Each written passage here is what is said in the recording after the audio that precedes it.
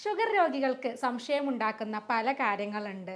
ഏതൊക്കെ പഴങ്ങൾ കഴിക്കാം, എത്ര അളവിലാണ് കഴിക്കേണ്ടത്, ഗോതമ്പ് സ്ഥിരമായിട്ട് കഴിക്കുന്നത് പ്രശ്നമുണ്ടാക്കുമോ, എന്തൊക്കെ മധുരങ്ങളാണ് നമ്മൾ ഭക്ഷണത്തിൽ ഉൾപ്പെടുത്തേണ്ടത്, പഞ്ചസാരക്ക് പകരം ശർക്കര, കൽക്കണ്ടം അതുപോലെ തേനൊക്കെ പകരമായിട്ട് ഉപയോഗിക്കാൻ പറ്റുമോ, ഏതൊക്കെ ഭക്ഷണങ്ങളാണ് ഒഴിവാക്കേണ്ടത്, ഇങ്ങനെ പലതരത്തിലുള്ള സംശയങ്ങൾ ഉണ്ടാകും.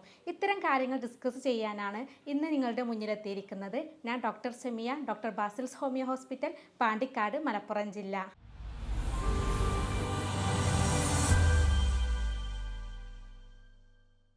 മധുരം കഴിച്ചുകൊണ്ട് പ്രമേഹം നമുക്ക് എങ്ങനെ കൺട്രോൾ ചെയ്യാമെന്ന് പല പ്രമേഹ രോഗികളും ആലോചിച്ചിട്ടുണ്ടാകും. സീറോ കാലോറി അടങ്ങിയിട്ടുള്ള പല പ്രോഡക്ട്സുകളും ഇന്ന് നമ്മുടെ മാർക്കറ്റുകളിൽ അവൈലബിൾ ആണ്. ഇത്തരം പ്രോഡക്ട്സുകൾ ഉപയോഗിക്കുമ്പോൾ നമ്മുടെ ഷുഗറിൻ്റെ അളവ് കൂടുകയും ഇല്ല, എന്നാൽ നമ്മൾ കഴിക്കുമ്പോൾ അത് നമുക്ക് കൂടുതൽ മധുരമുള്ളതായിട്ട് തോന്നാറുണ്ട്. ഇത്തരത്തിലുള്ള പലതരത്തിലുള്ള പ്രോഡക്ട്സുകളുണ്ട്. ഷുഗർ ഫ്രീ പ്രോഡക്ട്സുകളുണ്ട്, സൂക്രലോസ്, ആസ്പെർട്ടൈം പോലെയുള്ള പല പേരുകളിൽ ഇത്തരത്തിലുള്ള പ്രോഡക്ട്സുകളുണ്ട്. അതുപോലെ തന്നെ സീറോ കാലോറി വരുന്ന മറ്റൊരു പ്രോഡക്റ്റാണ് സ്റ്റീവിയ എന്ന് പറയുന്നത്. ഈ സ്റ്റീവിയ എന്ന് പറയുന്നത് ഒരു സസ്യത്തിൻ്റെ ഇലയാണ്. ഇതിൽ നിന്നുണ്ടാക്കുന്ന ഒരു വൈറ്റ് പൗഡർ നമുക്ക് പഞ്ചസാരക്ക് പകരം ഉപയോഗിക്കാൻ പറ്റുന്ന ഒരു മധുരമാണ്. ഇത് കഴിക്കുമ്പോൾ നമുക്ക് ഷുഗറിൻ്റെ അളവ് കൂടുകയില്ല, എന്നാൽ പ്രമേഹ രോഗികൾക്ക് ഷുഗർ വേണമെന്ന്, മധുരം വേണമെന്ന് നിർബന്ധമുള്ളവർക്ക് ഇത് ഉപയോഗിക്കുകയും ചെയ്യാം. പല ആളുകളും ഇൻ്റർമീഡിയറ്റ് ഫാസ്റ്റിംഗ് ചെയ്യുന്നവരെ, അതുപോലെ തന്നെ കലോറി ലൂസ് ചെയ്യാൻ വേണ്ടിയിട്ട് അമിത വണ്ണമുള്ള ആളുകളൊക്കെ ഈ പ്രോഡക്ട്സ് ഉപയോഗിക്കാറുണ്ട്. ഇതിന് വില കൂടുതലാണെങ്കിൽ പോലും ഇത്തരം പ്രോഡക്ട്സുകൾ ഉപയോഗിക്കുന്നത് കൊണ്ട് തന്നെ മധുരം ഒഴിവാക്കാൻ ബുദ്ധിമുട്ടുള്ളവർക്ക് ഇത് ഹെൽപ്പ് ചെയ്യാറുണ്ട്. ഷുഗർ രോഗികൾക്ക് എപ്പോഴും ഉണ്ടാകുന്ന ഒരു സംശയമാണ് പഞ്ചസാരക്ക് പകരം ശർക്കര ഉപയോഗിക്കാവോ എന്നുള്ളത്. പല പേഷ്യൻസും ചെയ്യുന്നത് കണ്ടിട്ടുണ്ട്. പഞ്ചസാരക്ക് പകരം ശർക്കര ഉപയോഗിക്കുക, അല്ലെങ്കിൽ തേൻ ഉപയോഗിക്കുക, അതല്ലെങ്കിൽ കൽക്കണ്ടം ഉപയോഗിക്കുക, ഇവയൊക്കെ. എന്നാൽ പഞ്ചസാര പോലെ തന്നെ ഏറ്റവും അപകടകരമായിട്ടുള്ള ഒന്നാണ് ശർക്കര, അതുപോലെ തന്നെ കൽക്കണ്ടം, തേൻ ഇവയൊക്കെ. പഞ്ചസാര ഒഴിവാക്കുന്നത് പോലെ തന്നെ ഒഴിവാക്കേണ്ടത് ഒന്നാണ്. കാരണം ഇത് കഴിച്ചു കഴിഞ്ഞിട്ടുണ്ടെങ്കിലും നമ്മുടെ രക്തത്തിൽ ഷുഗറിൻ്റെ അളവ് കൂടാൻ സാധ്യതയുണ്ട്. പല പേഷ്യൻസും ഒ പിയിൽ വന്നിട്ട് ചോദിക്കാറുണ്ട്, ഡോക്ടറെ ചോറ് പൂർണ്ണമായിട്ട് ഒഴിവാക്കണോ എന്നുള്ളത്. എന്നാൽ ചോറ് പൂർണ്ണമായിട്ട് ഒഴിവാക്കേണ്ടതില്ല. നമ്മൾ ചോറാണെങ്കിലും അതുപോലെ തന്നെ ചപ്പാത്തി ആണെങ്കിലും നമ്മൾ കഴിക്കുന്ന അളവിനനുസരിച്ചാണ് നമ്മളത് ശ്രദ്ധിക്കേണ്ടത്. ഒരു കപ്പ് ചോറിൽ നിന്ന് നമുക്ക് 85 കാലോറി ഊർജ്ജമാണ് കിട്ടുന്നത്. അതേ സെയിം എമൗണ്ട് തന്നെയാണ് നമുക്ക് ഒരു ഇടത്തരം ചപ്പാത്തി നമ്മൾ കഴിക്കുന്നതും. അപ്പം അതുകൊണ്ട് തന്നെ ഒരു കപ്പ് ചോറ് കഴിക്കുന്ന അതേ എഫക്റ്റ് തന്നെയാണ് ഒരു ചപ്പാത്തി കഴിക്കുമ്പോഴും നമുക്ക് കിട്ടുന്നത്. അപ്പോൾ ചപ്പാത്തി കഴിക്കാൻ ബുദ്ധിമുട്ടുള്ളവർക്കൊക്കെ ഒരു കപ്പ് ചോറ് കഴിക്കുന്നത് കൊണ്ട് പ്രശ്നമില്ല. എന്നാൽ ചോറ് ഒഴിവാക്കാൻ പറയുന്നത്, ചോറ് കഴിക്കുന്ന സമയത്ത് നമുക്ക് കൂടുതൽ കഴിക്കാനുള്ളൊരു ടെൻഡൻസി വരുന്നുണ്ട്. എന്നാൽ ഗോതമ്പ് കഴിക്കുമ്പോൾ നമുക്ക് അത്തരത്തിലുള്ള ടെൻഡൻസി കുറവായിരിക്കും. അതുകൊണ്ടാണ് ഗോതമ്പ് ചോറിന് പകരം ഗോതമ്പാക്കാൻ പറയുന്നത്. നമ്മൾ കഴിക്കുന്ന ഭക്ഷണം എപ്പോഴും ബാലൻസ്ഡ് ആയിരിക്കണം. ഈ ചോറിൻ്റെ കൂടെ തന്നെ കൂടുതലായിട്ട് നാരുകൾ അടങ്ങിയിട്ടുള്ള ഫുഡുകളും ഉൾപ്പെടുത്തണം. കാരണം കൂടുതൽ നാരുകൾ ഉപയോഗിക്കുമ്പോൾ അത് നമ്മുടെ രക്തത്തിലുള്ള ഷുഗറിൻ്റെ അളവ് കുറക്കാൻ വേണ്ടിയിട്ട് സഹായിക്കും. അതുപോലെ തന്നെ ഇതിൻ്റെ കൂടെ പ്രോട്ടീൻ കൂടുതൽ അടങ്ങിയിട്ടുള്ള ഫുഡ് കഴിക്കുന്നതും നല്ലതാണ്. അതുപോലെ കടല, പരിപ്പ്, അതുപോലെ തന്നെ പയറുവർഗ്ഗങ്ങളൊക്കെ ഇതിൻ്റെ കൂടെ കഴിക്കുമ്പോൾ അത് ബാലൻസ്ഡ് ഡയറ്റായിട്ട് മാറുകയും ചെയ്യും. അതുപോലെ തന്നെ മത്സ്യങ്ങൾ കഴിക്കുന്നതും നല്ലതാണ്. മത്തി, ചാള, ചൂര പോലെയുള്ള ഒമേഗ 3 ഫാറ്റി ആസിഡുകൾ അടങ്ങിയിട്ടുള്ള മത്സ്യങ്ങളാണ് കൂടുതലായിട്ട് ഉൾപ്പെടുത്തേണ്ടത്. എന്നാൽ കൊഴുപ്പ് കൂടുതൽ അടങ്ങിയിട്ടുള്ള ഞണ്ട്, ചെമ്മീൻ, കൂന്തൾ, കടുക്ക ഇങ്ങനെയുള്ള മത്സ്യങ്ങളൊക്കെ ഒഴിവാക്കുന്നതാണ് പ്രമേഹ രോഗികൾക്ക് ഏറ്റവും നല്ലത്. അതുപോലെ തന്നെ നാരുകൾ കൂടുതൽ അടങ്ങിയിട്ടുള്ള പച്ചക്കറികൾ, ബീൻസ്, പാവക്ക, വെണ്ടക്ക, കോവക്ക ഇങ്ങനെയുള്ള കൂടുതലായിട്ട് നാരുകൾ അടങ്ങിയിട്ടുള്ള പച്ചക്കറികൾ ഉപയോഗിക്കുന്നത് നല്ലതാണ്. അതുപോലെ മണ്ണിനടിയിൽ അടങ്ങിയിട്ടുള്ള ഫുഡുകൾ, ചേന, ചേമ്പ്, മരച്ചീനി, ഉരുളക്കിഴങ്ങ്, ബീട്രൂട്ട്, ക്യാരറ്റ് ഇങ്ങനെ മണ്ണിനടിയിലുള്ള ഫുഡുകൾ ഒഴിവാക്കുന്നതാണ് ഏറ്റവും നല്ലത്. കാരണം ഇതിൽ കാർബോഹൈഡ്രേറ്റ്സ് കൂടുതലായിട്ട് കണ്ടുവരുന്നുണ്ട്.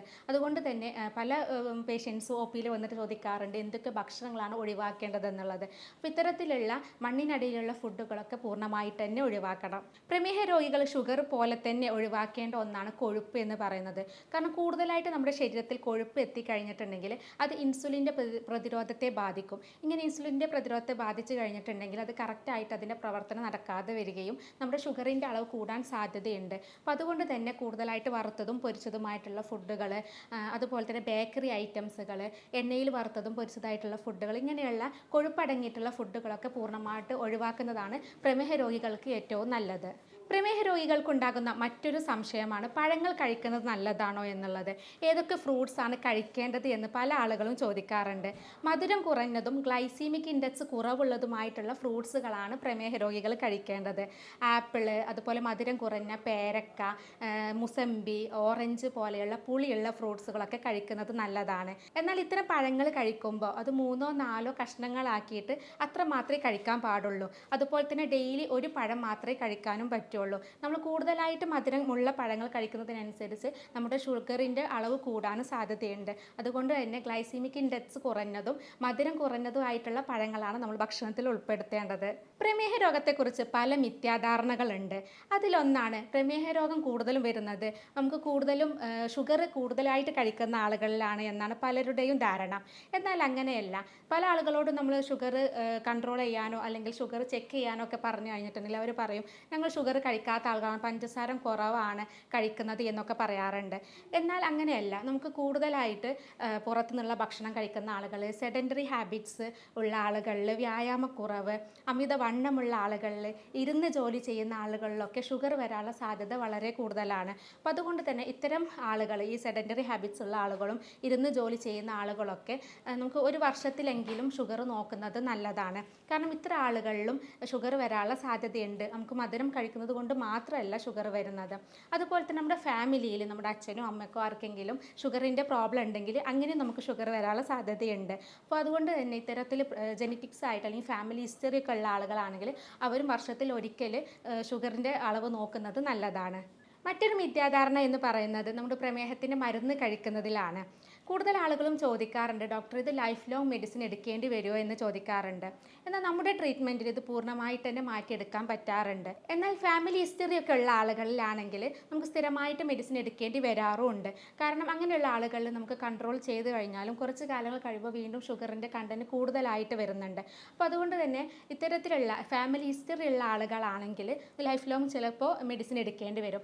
എന്നാൽ നമുക്ക് സെഡൻറ്ററി ഹാബിറ്റ്സ് കൊണ്ടോ അല്ലെങ്കിൽ നമ്മുടെ ഭക്ഷണത്തിലുള്ള ശീലങ്ങൾ കൊണ്ടോ അല്ലെങ്കിൽ അമിതവണ്ണം കൊണ്ടോ അല്ലെങ്കിൽ മറ്റ് പല കാരണങ്ങൾ കൊണ്ട് വരുന്ന പ്രമേഹ രോഗമൊക്കെ ആണെങ്കിൽ നമുക്ക് കുറച്ച് കാലം ഒരു 6 മാസമോ അതല്ലെങ്കിൽ ഒരു വർഷങ്ങളോ കഴിച്ചു കഴിഞ്ഞിട്ട് അത് മെഡിസിൻ നിർത്തിക്കഴിഞ്ഞാലും പിന്നീട് വരാത്ത രീതിയിൽ തന്നെ മാറ്റിയെടുക്കാൻ പറ്റാറുണ്ട്. പല പേഷ്യൻസും ഈ ഷുഗറിൻ്റെ മെഡിസിൻ എടുക്കുമ്പോൾ നമ്മൾ ആൻറ്റിബയോട്ടിക്സ് ഒക്കെ കഴിക്കുന്ന പോലെ അല്ലെങ്കിൽ നമുക്ക് പനിക്കൊക്കെ മരുന്ന് കഴിക്കുന്ന പോലെ 1-2 ആഴ്ച കഴിച്ചിട്ട് നിർത്തും. ഇങ്ങനെ 1-2 ആഴ്ച കഴിഞ്ഞ് നിർത്തുമ്പോൾ പിന്നീട് അവർ മെഡിസിൻ എടുക്കുകയില്ല. ഒരു 4-5 വർഷത്തേക്ക് അവർ ചെക്ക് ചെയ്യൂല.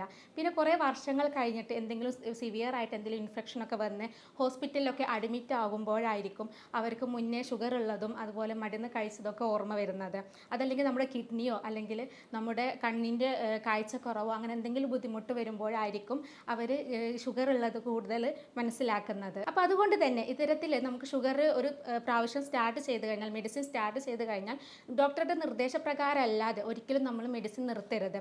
പല ആളുകളും മെഡിസിൻ നിർത്തിയിട്ട് നമുക്ക് ഫുഡ് കൺട്രോൾ ചെയ്ത് കൊണ്ടുപോകാം എന്ന് വിചാരിക്കും. അത് 1-2 ദിവസത്തേക്ക് ഉണ്ടാകും അല്ലെങ്കിൽ 2-3 മാസത്തേക്ക് ഉണ്ടാകും. പിന്നീട് അവർ സ്ഥിരമായിട്ട് എങ്ങനെയാണോ ഭക്ഷണം കഴിക്കുന്നത് അതുപോലെ തന്നെ കഴിച്ചു പോവുകയും ചെയ്യും. ഇത് പിന്നീട് ഷുഗർ കൂടാനുള്ള സാധ്യതയുണ്ട്. അപ്പോൾ അതുകൊണ്ട് തന്നെ സ്ഥിരമായിട്ട് കഴിക്കേണ്ട ആളുകളാണെങ്കിൽ ഡോക്ടറുടെ നിർദ്ദേശപ്രകാരം തന്നെ അത് സ്ഥിരമായിട്ട് കഴിക്കുകയും അത് എപ്പോൾ നിർത്തണം എന്നുള്ളത് ഡോക്ടറുടെ നിർദ്ദേശപ്രകാരം മാത്രമേ അത് നിർത്താനും പാടുള്ളൂ. അതുപോലെ പ്രമേഹ രോഗത്തെക്കുറിച്ച് മറ്റൊരു മിഥ്യാധാരണയുണ്ട്. പല ആളുകളും പറയും പ്രമേഹ രോഗം വന്നു കഴിഞ്ഞാൽ ഒരു 10-15 വർഷം കഴിഞ്ഞിട്ടുണ്ടെങ്കിൽ അല്ലെങ്കിൽ 20 വർഷം കഴിഞ്ഞിട്ടുണ്ടെങ്കിൽ നമ്മുടെ കിഡ്നി അടിച്ചു പോകും, അതല്ലെങ്കിൽ ഹൃദയത്തിൻ്റെ പ്രശ്നങ്ങൾ ഉണ്ടാകും, അല്ലെങ്കിൽ കണ്ണിന് ബുദ്ധിമുട്ട് വരും എന്നൊക്കെ പറയാറുണ്ട്. എന്നാൽ അങ്ങനെ എല്ലാവരിലും ഇത് വരണമെന്നില്ല.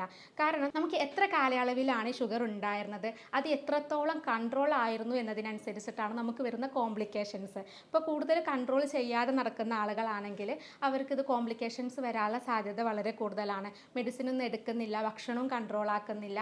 അങ്ങനെയുള്ളവർക്ക് പെട്ടെന്ന് തന്നെ 10 കൊല്ലമൊക്കെ ആകുമ്പോഴേക്കും കിഡ്നിയിലോ അല്ലെങ്കിൽ കണ്ണിനോ ഒക്കെ ബുദ്ധിമുട്ട് വരാനുള്ള സാധ്യതയുണ്ട്. അപ്പോൾ അതുകൊണ്ട് തന്നെ ഇത്തരത്തിൽ കൺട്രോൾ ഇല്ലാതെ ചെയ്യുന്ന ആളുകളിൽ മാത്രമേ നമുക്ക് കോംപ്ലിക്കേഷൻസിലേക്ക് അത് പോകാറുള്ളൂ. എന്നാൽ സ്ഥിരമായിട്ട് മെഡിസിൻ കഴിക്കുന്നുണ്ട്, ഒപ്പം ഇതിൻ്റെ കൂടെ ഭക്ഷണമൊക്കെ കൺട്രോൾ ചെയ്യുന്ന ആളുകൾക്ക് ഇത്തരത്തിലുള്ള കോംപ്ലിക്കേഷൻസ് ഒന്നും കാണാറില്ല. ഷുഗറുള്ള ആളുകളോട് പല ആളുകളോടും കണ്ണൊക്കെ ടെസ്റ്റ് ചെയ്യാൻ പറയുമ്പോൾ അവർ പറയും ഡോക്ടർ എനിക്ക് കാഴ്ചക്ക് പ്രശ്നമൊന്നുമില്ല, പിന്നെ എന്തിനാ ചെക്ക് ചെയ്യുന്നതെന്ന് പറയാറുണ്ട്.